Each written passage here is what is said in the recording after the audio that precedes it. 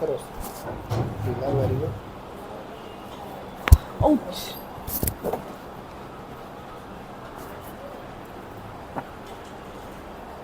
ढीला।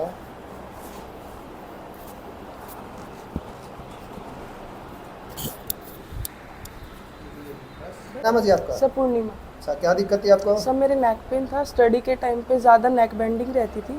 देन अब मेरे को 3 से 4 सीटिंग हो गई है, तो मेरे को काफ़ी पेन रिलीफ है, अब बेटर है। अच्छा, तो अभी मेरे को अच्छा लग रहा है सीटिंग करने के बाद 3 से 4।